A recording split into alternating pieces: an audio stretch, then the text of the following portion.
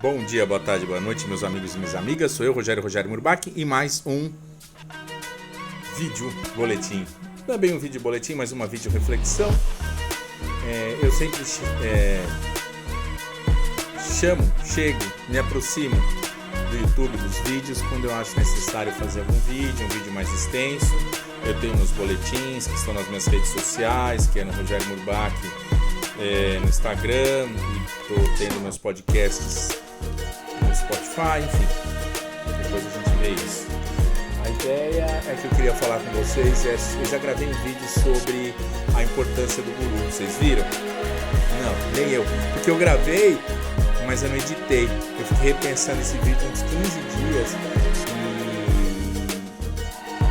e uma série de obviedades que eu falei no vídeo, gravei na primeira versão, mas que eu resolvi repensar um pouco para abordar a questão do guru, o que é o guru, quem é o guru, o que significa o guru.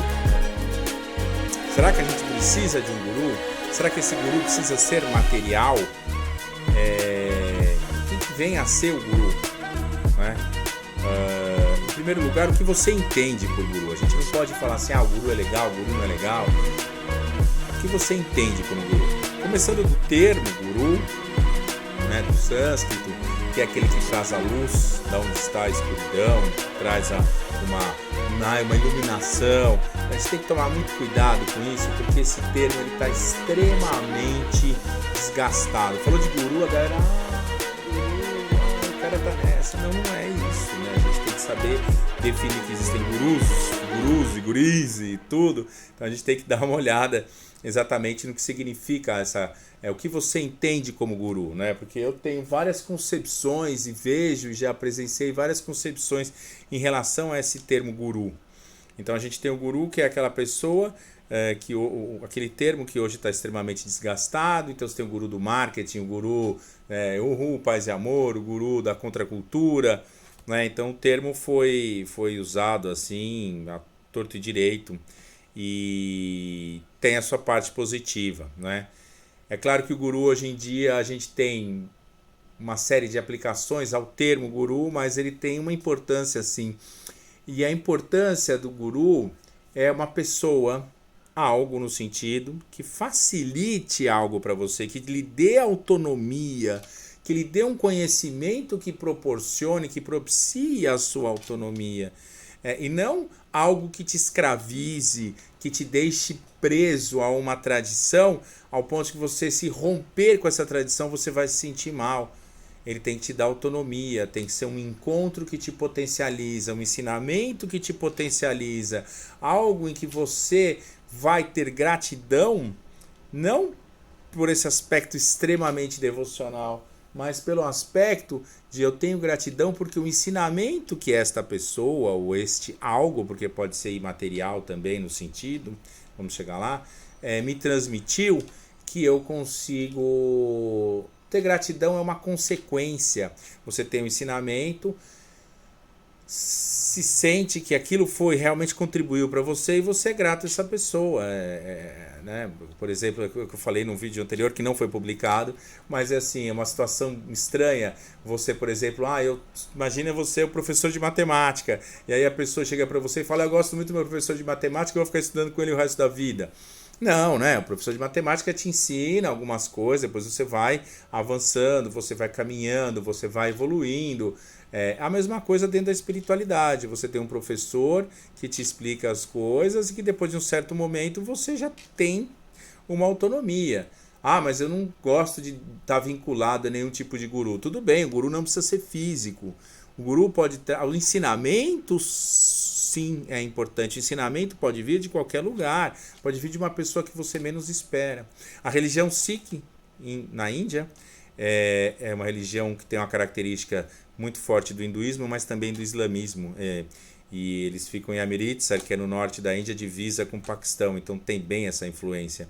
E eles têm 11 gurus. O primeiro guru, Guru Nanak, fundador. Depois tem outros gurus, e Ramdas Guru e todos. E depois o 11º guru é Guru Granth Sahib, que é um livro.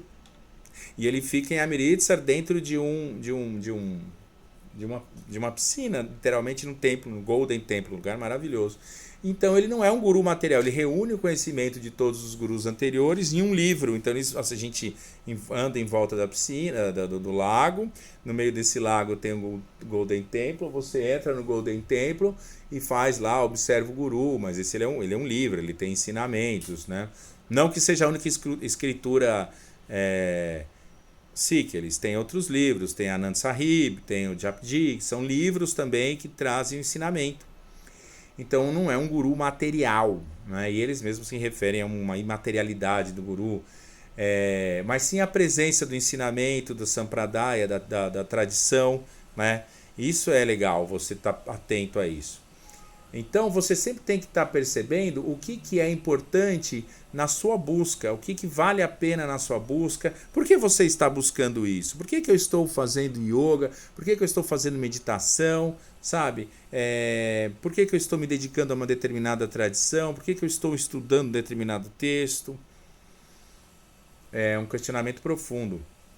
Na pandemia eu estudei um texto que se chama Vivekachudamani, com o professor Swami Paramahansa, que é um professor tradicional de Chennai, e ele, nas primeiras aulas, acho que na primeira aula ele faz um questionamento sério até.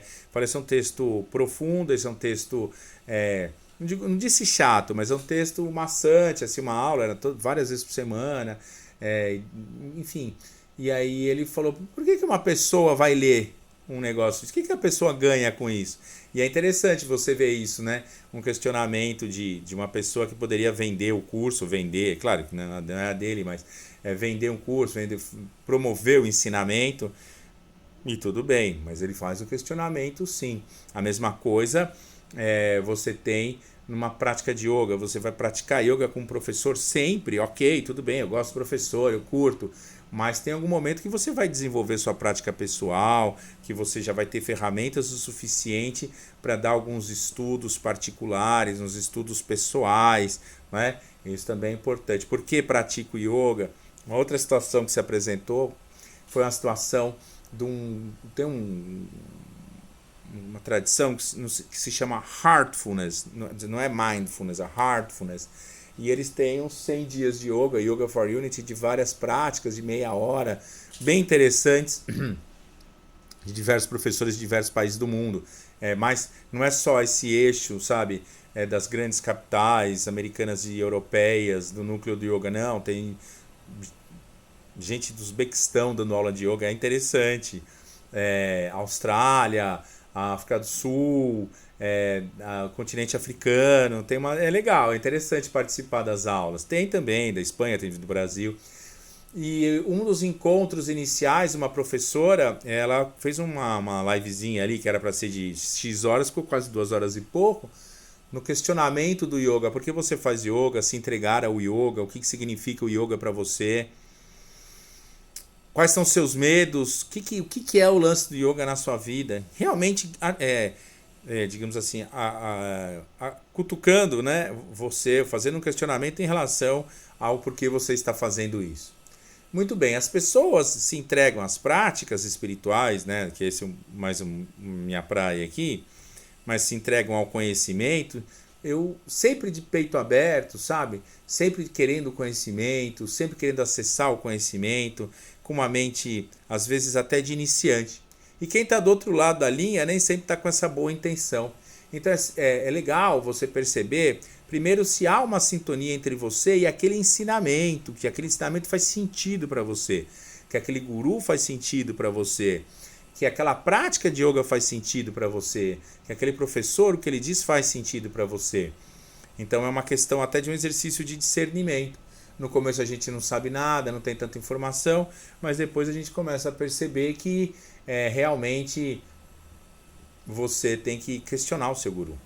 Ah, Murbach, então você não tem guru. Já tive gurus, são gurus que são meio que eternos, são manifestações, né? O guru é uma manifestação de uma coisa única, do divino, da unidade, como nós somos.